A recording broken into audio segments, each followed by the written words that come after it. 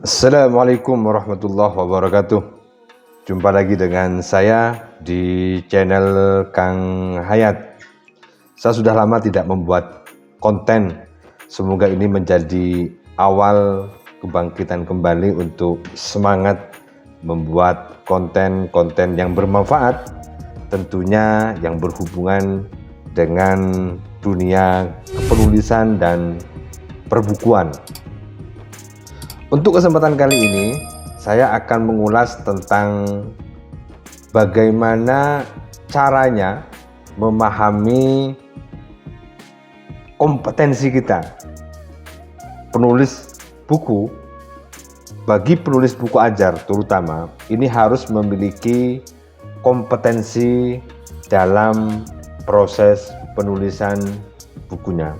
Apa saja kompetensi yang harus dimiliki oleh penulis buku ajar? Simak terus yang satu ini.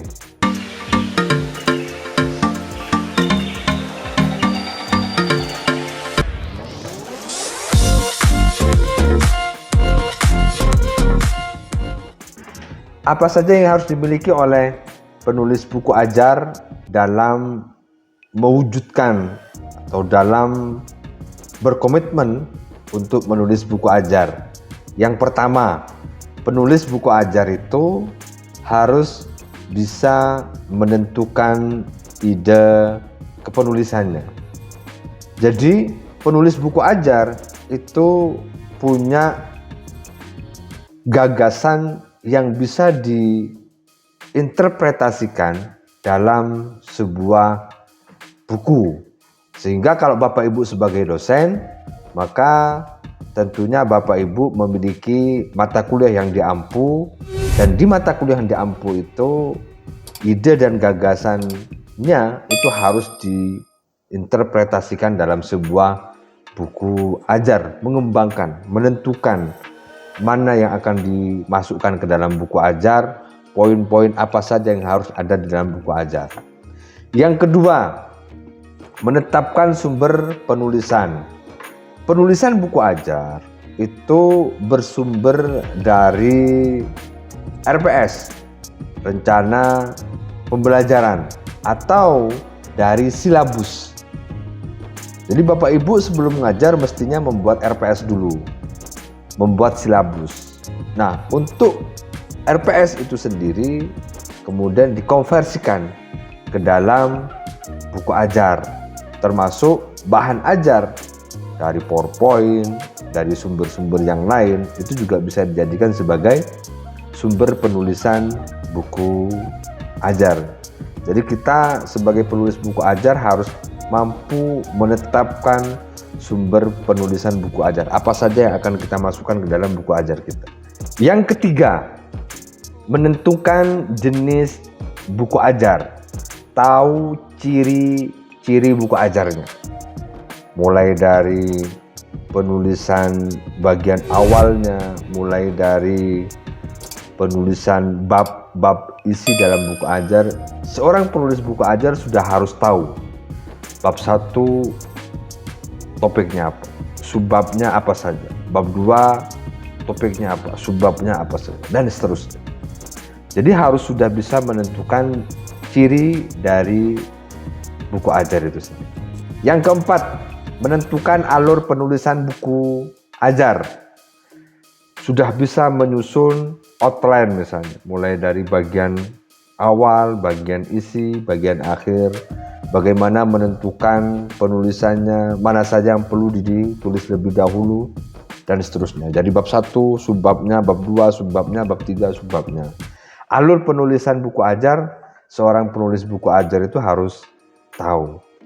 Yang kelima, menyusun bagian awal buku ajar. Apa saja bagian awal buku ajar itu? Banyak. Mulai dari tahu format dan bentuk cover. Yang kedua, tahu cara menulis prakata, membedakan dengan kata pengantar, kemudian menyusun daftar isi, dan seterusnya yang menjadi bagian awal dari buku ajar. Yang keenam, menyusun bagian isi buku ajar mulai dari bab 1, bab 2, bab 3, bab 14. subbabnya apa saja, isinya apa saja, kontennya apa saja, yang perlu dimasukkan di dalam buku ajar itu apa saja. Mulai dari menyusun gambarnya, tabel, diagram, mana yang posisi yang paling tepat, mengutip dari berbagai sumber. Itu bagian isi penulis buku ajar itu harus bisa menyusunnya dengan baik.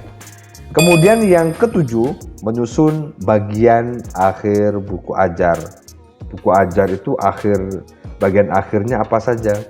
Mulai dari lampiran, kemudian glosarium, kemudian daftar pustaka, indeks, sampai ke kurikulum VT atau identitas dari penulis atau biodata penulis. Kemudian yang kedelapan, penulis buku ajar itu harus memiliki kemampuan untuk merevisi naskah bukunya setelah selesai ditulis. Jadi Bapak Ibu, ini banyak kelemahan dari para penulis, terutama penulis pemula. Ketika naskah buku sudah disusun, sudah selesai, maka pastikan kita merevisi secara mandiri berdasarkan substansi atau konten dari naskah yang Bapak Ibu tulis.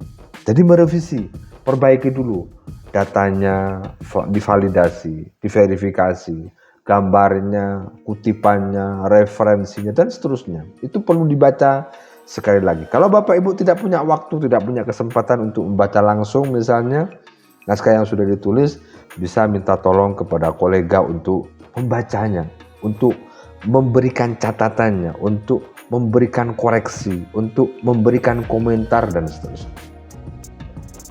Jadi ini penting sekali Bapak Ibu. Jadi kalau kita pengen nulis buku ajar yang bagus, pastikan buku ajar yang kita tulis itu sudah dilakukan revisi secara mandiri, baik oleh kita ataupun minta kolega untuk merevisikannya sesuai dengan kepakaran dan kompetensi. Yang kesembilan, menyunting naskahnya secara mandiri. Setelah dilakukan proses revisi secara mandiri, lakukan penyuntingan secara mandiri. Cross check mana yang typo, mana yang salah, mana yang tidak sesuai, mana teks-teks yang mungkin untuk diperbaiki, dan seterusnya. Menyunting naskah secara mandiri ini memastikan bahwasanya naskah buku yang kita tulis itu nir kesalahan. Tidak ada kesalahan yang fatal terhadap naskah yang ada. Apalagi kalau misalnya naskah bukunya banyak kesalahan teks setiap halaman, itu bisa berdampak terhadap keberadaan. Dan yang terakhir Bapak Ibu, penulis buku ajar itu harus memiliki kemampuan untuk bisa menerbitkan buku ajarnya di penerbit yang dianggap relevan, di penerbit yang besar, di penerbit yang sistemnya bagus, di penerbit yang bisa menjadikan buku kita itu tersebar, terbaca, atau bisa terdistribusi ke seluruh Indonesia, kalau bisa ke seluruh dunia. Sehingga buku ajar yang kita tulis itu tidak hanya digunakan untuk di internal di mana kita mengajar, tetapi juga bisa digunakan sebagai bahan ajar, sebagai buku ajar di perguruan tinggi lain yang memungkinkan keterbacaan buku kita itu bisa meluas, distribusi buku kita itu bisa menjadi referensi yang baik bagi perkembangan ilmu pengetahuan.